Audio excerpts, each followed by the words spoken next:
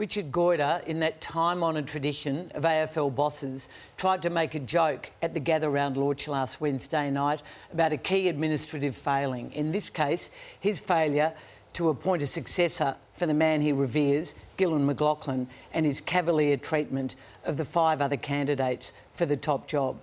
The problem was, it wasn't funny.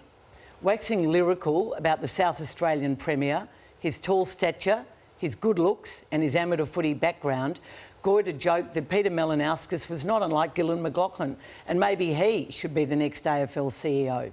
Frankly, this was insulting, certainly to 4 of the 5 candidates who were in the room when he made that joke, all of whom have spent the best part of the last year devoting themselves for going to the job, and all of whom have had their brands tarnished by Richard Goyder's performance.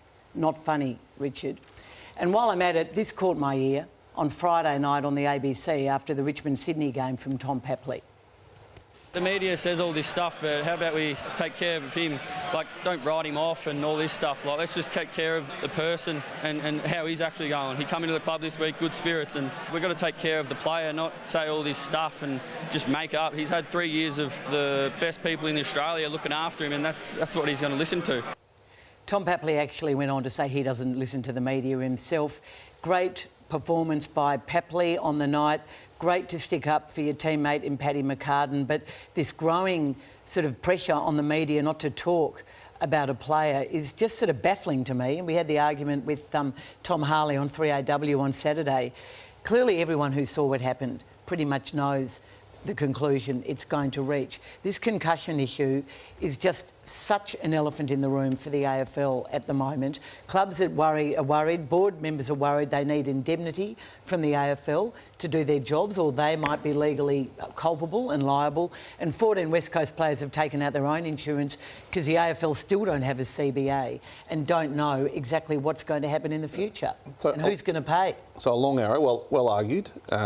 I think Tom Papley was within his right to defend his teammate, and you're being too sensitive on behalf of the media. I'm not arrowing Tom Papley. I'm saying why are we into the back of the arrow, and then why are we not allowed to talk about the future of Paddy McCartan? I mean, I don't understand. Do you think any commentary around McCartan's been out of line or unfair? I don't think any of it most of it's been spoken with care. I think it's fair. It's been all very fair and Papley was just wrong. And I thought the Richard Goyder joke was funny. Someone had to break the ice on the situation, and it was a bit of a. No one took it seriously, maybe other than you, Craig. You've been completely disingenuous. I'm prepared to cop some of your complete phony behaviour. You were there, I was there. So many club bosses were so disgusted by that joke, and you know they were, so don't pretend you don't know that. I'm not going to put up with it. No, I know. No, I'm not going to cop that, Craig. I know your view was I'm not going to cop it. Many club bosses, more than... Well, all the ones I spoke to thought it was in really poor taste. But it was just a joke. Don't be disingenuous. It was just a joke at the end of the day. No one's denying it was a joke. It wasn't funny. Righto. And it was in poor taste. And you agree that all those candidates have had their brands tarnished by what's gone on? No, it's a different story. I think the process has been clumsy and too long. But I think having a joke about it was not the end of the world. Don't be disingenuous, Craig. Tom Harley, you wanted to put on the agenda too about the CBA as well, because that's the other issue that's not resolved. Here's what Tom Harley had to say. There is a pot of money that needs to be distributed to advance the game. And clearly the big piece of that pie is the CBA. And from a club's point of view, what gives us comfort is clarity, certainly when you're projecting sort of 3 to 5 to 7 years down the path. So absolutely we'd like some clarity on that sooner rather than later. You don't often hear, Matthew, a club boss like Tom Harley expressing frustration at the AFL. They really need to know who's going to pay for issues like concussion. The PA and the AFL are slugging it out and it's taking too long. The AFL are just fortunate that more people don't speak out about what a dog's breakfast it's been and the lack of leadership, but from above with no decisions being made on a head of footy and a boss of the AFL. Yeah, well, you can say that because you're not a client of the AFL exactly like right. Craig is. Yep.